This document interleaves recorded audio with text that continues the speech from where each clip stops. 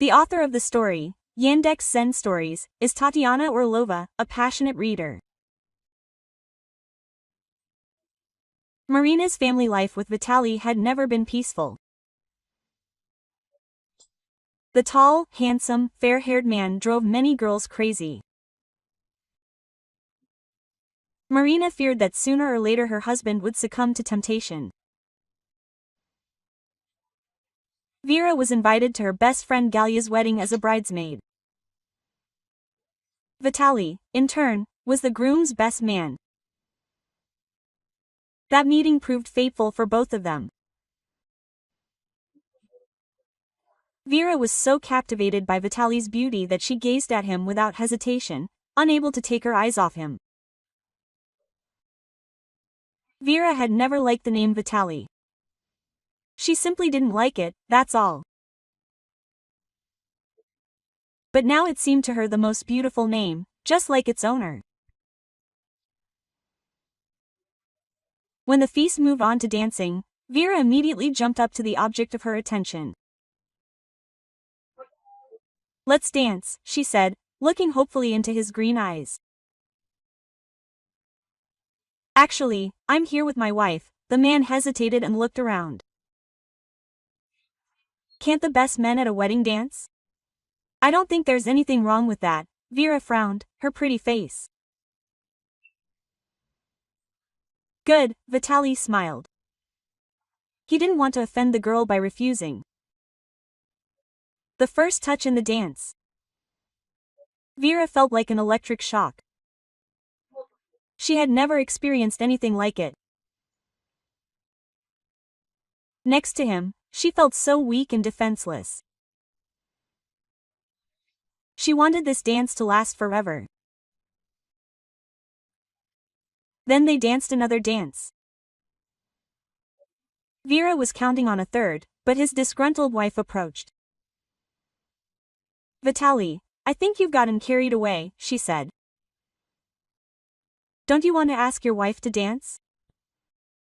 "Yes, of course, Marinachka." "Sorry, Vera," he said. Vera couldn't sleep a wink that night. Those enchanting green eyes, their dance. How can you sleep here? This must be love at first sight. Nothing like this has ever happened to me before. Well, yes, I liked Zhenya in the 10th grade. But this is different, the girl suffered. Vera was impatiently awaiting the morning. Then she could visit the newlyweds and find out more about Vitaly. At 8 a.m., Vera decided it was time to go. Quote, "Congratulations, congratulations." Vera shouted from the doorway when her sleepy friend opened the door. "Vera, what's wrong with you so early?" "We were out walking until late," mumbled Galya, trying to tidy up her hair. "Galka, tell me, who is he, that handsome Vitaly?" "He's my husband's friend. They've known each other since childhood. Why do you need faith? He's married." "I know," Vera lowered her head. "He got married too early." "Nothing early, at 22. It's my Grishka who's been single for too long. And Vitalik has 2 little children. His sons are 3 years old, and his daughters are still little.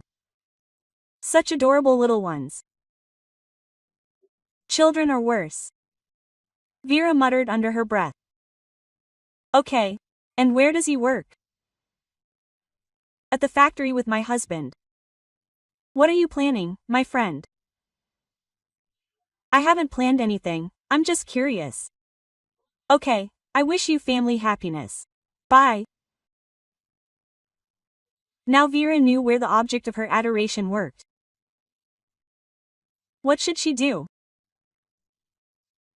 Go and meet him by chance near work or wait a little? Maybe it's not that serious. And it's not love at all, but just an infatuation that will soon pass. Vera decided to wait. After all, she's a wife, but 2 little ones. that's a whole other story. The girl remembered how hard it had been for her and her mother without a father. No, she couldn't interfere in someone else's family. Besides, Vera understood that her chances weren't that great. It seemed Vitaly loved his wife. A month passed, a month of torment for Vera. No matter how hard she tried to get Vitaly out of her head, it only got worse. Galia knew about what was happening to her friend. She tried in every way to convince her not to seek out Vitaly. You need to get over the illness, wait it out, forget. Yes, you need to forget him, Vera agreed. She would have been glad to do it herself, but it didn't work. One day, Vera decided to take a short walk. Lost in her dreams, she didn't notice how she found herself not far from Galia's house. She decided to go in. As soon as she was in the doorway, Vera immediately recognized that pleasant, velvety voice coming from the depths of the apartment. Vitaly, Vera, excuse me, we have guests. Let's do it another time. Galia tried to prevent their meeting. Galia, please, I'll just say hello and leave. Vera, don't. Why do you need this meeting? Galia stood in the doorway. Come tomorrow evening, we'll sit and chat. I didn't think that you, my best friend, would not let me in the door. Vera was offended and turned around abruptly. Vera, what's wrong? Where are you running? Come in. Vera went into the kitchen where the guests were. Oh, Varun, hi. We're having tea here. Have a seat. Galia's husband invited Vera to the table, despite the fact that his wife was desperately shaking her fist at him from behind Vera's back. This is our best man from the wedding. Do you remember? Grisha pointed at Vitaly. A stupid question. How could Vera not remember if she had been thinking only about him for the last month? Vera stopped seeing everything around her. She looked at Vitaly, unable to move his gaze. The man, sensing the awkwardness of the situation, got up from the table. Friends, thank you very much. We were very happy to meet you, but it's time for us to go. Our little ones are still restless with grandma. They're probably completely tormenting her there. Passing Vera, Marina said to her, just catch my eye again. Marina loved her husband very much and was jealous. She was insanely afraid of losing him. All 4 years of their marriage, she lived in fear, although Vitaly didn't give her any particular reason. Why is this girl bothering you? You danced with her twice at the wedding. Why is she staring at you like that now? Marina pounced on her husband as soon as she left the apartment. Marin, why are you starting again? It was she who was staring at me, not me at her. Vera herself regretted that this meeting took place. It was a shame, a great shame she saw him. Now she could control her feelings. Vera took a day off from work and the next morning went to wait for Vitaly at the factory gate. Vitaly, hi, the girl called out to him. Hi. What are you doing here? The man was confused. I came to see you. Vera, listen, I don't know what you thought there at the wedding. Yes, we danced twice, but that was on your initiative. I am married and have 2 children. You probably already know that I value my family very much. You are a very pretty girl. You called me pretty. I am so pleased. Yes, but it means nothing. You can't even imagine what it means to me. I am happy to hear such words from you. Vera, I ask you not to come here anymore. What will people think? We don't need to meet anymore. I'm sorry. Since then, Vera has completely changed. Calm, kind and sympathetic, she suddenly became rude, aggressive and scandalous. In a big at work, she fell out with practically everyone. Her faithful friend Galia was very worried about her friend and tolerated her new behavior as best she could. Vera continued to stalk Vitaly, taking her anger out of her system and going to the factory gates to see him. Vera worked at a garment factory.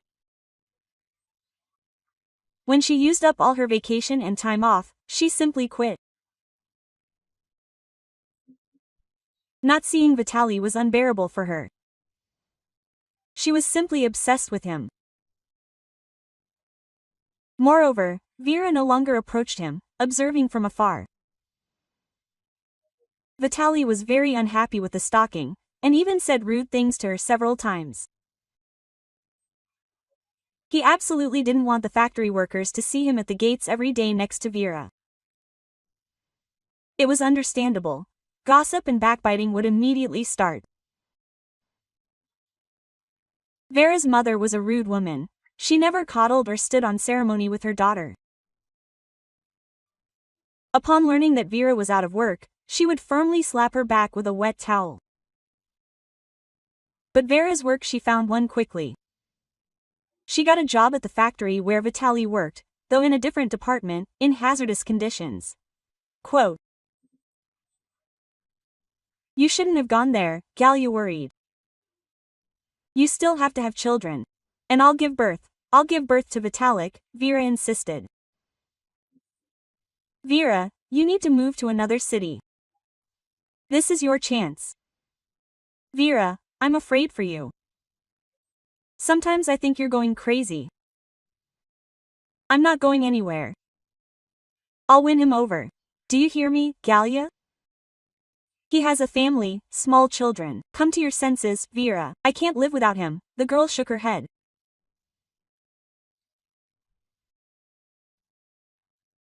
Vera could now see Vitaly in the mornings at the checkpoints and even at lunchtime in the cafeteria. Now the girl no longer hid her feelings. Rumors and gossip quickly spread through the factory. In the end, they made a mountain out of a molehill, which is exactly what Vitaly had feared. Vitaly, fearful of losing his family, begged Vera as best he could not to ruin his life, but she was obsessed.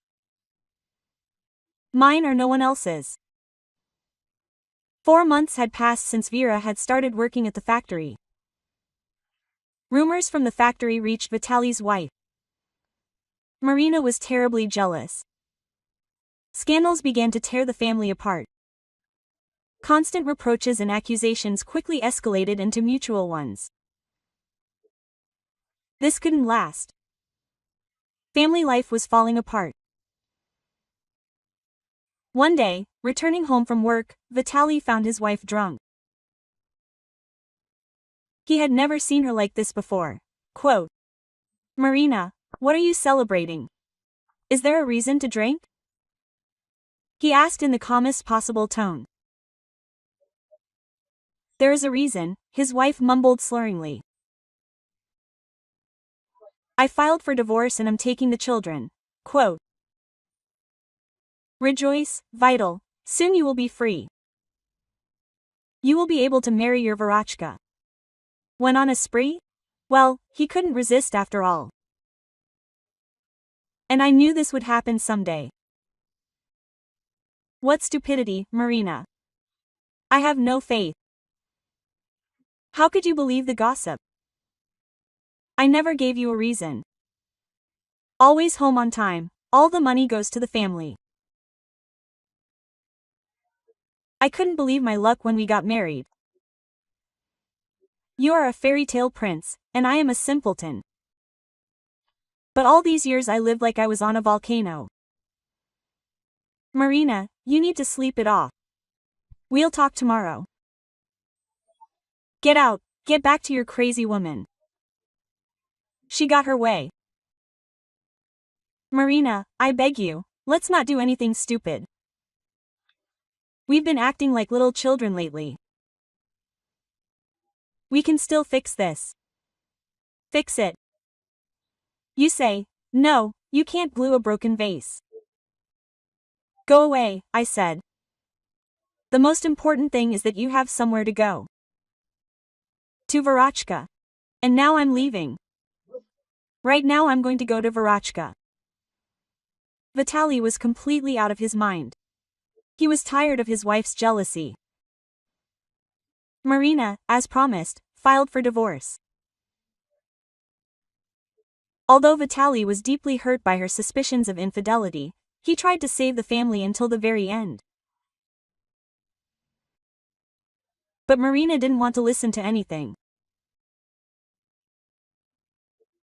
Now she couldn't get rid of the thought that her husband had been cheating on her left and right all the years of their life together. The family fell apart. Vera began to carefully and persistently court Vitaly. Now there was nothing holding her back. He was a free man. Vera was ready for anything, ready to wait as long as it took.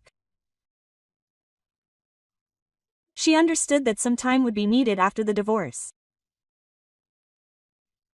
Perhaps it would be 6 months or even a year. It didn't matter. She was patient. Quote, Vera, let's get married, Vitaly suddenly said just a week after the divorce, meeting Vera in the factory cafeteria.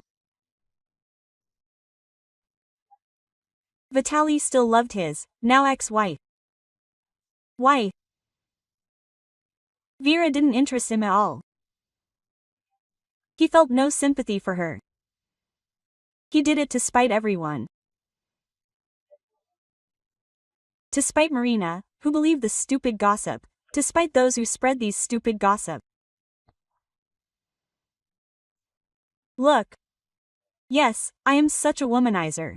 You are not mistaken. Vera and I are together. We had a modest wedding, without any celebrations. But Vera didn't demand anything. It seemed that she had completely lost touch with reality from happiness.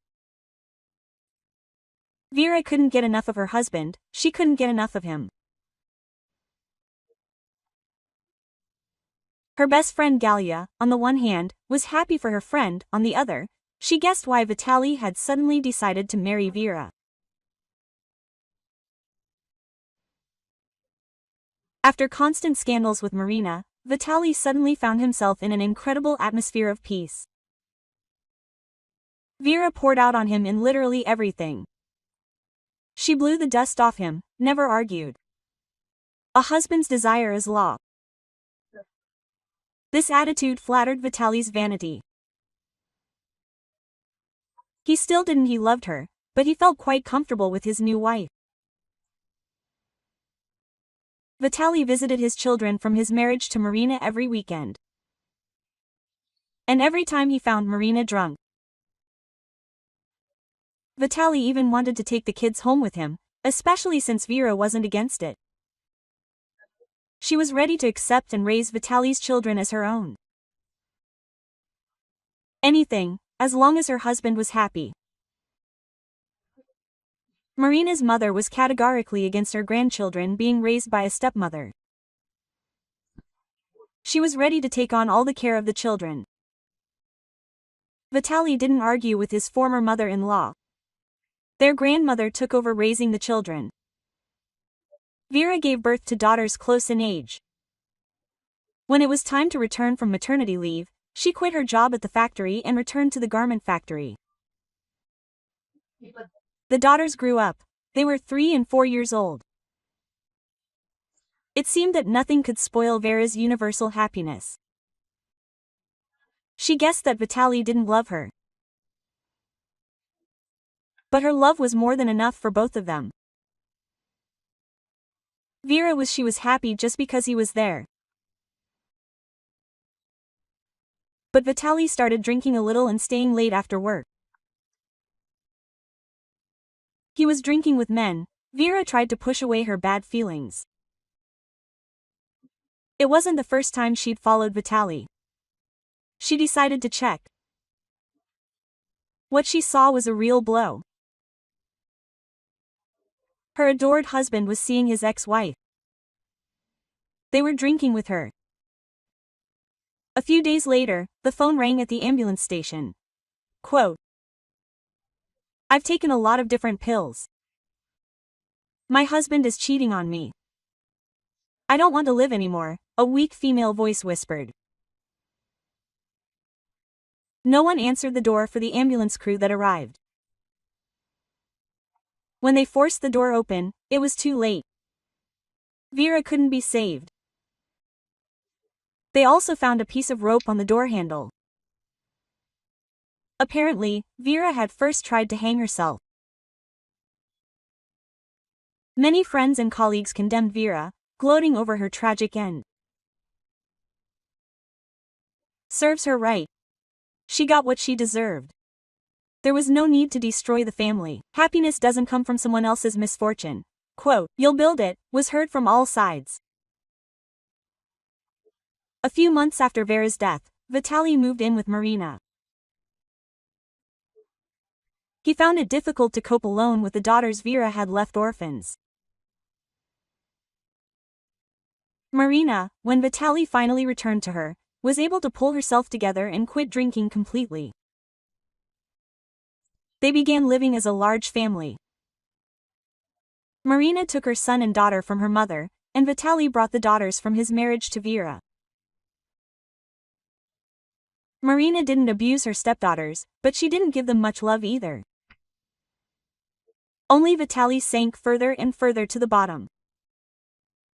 Not a trace remained of his former beauty. The time came when he began to take everything out of the house that could be sold or exchanged for booze. Marina couldn't stand it any longer and threw her alcoholic husband out onto the street. She didn't abandon the girls from his marriage to Vera. Vitaly, having drunk everything, ended up on the street. And he died on the street, outliving Vera by 8 years.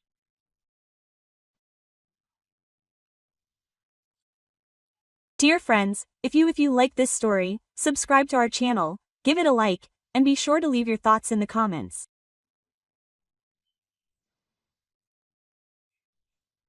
This story was read for you by Tatiana Orlova, author of Yandex Stories from the Heart.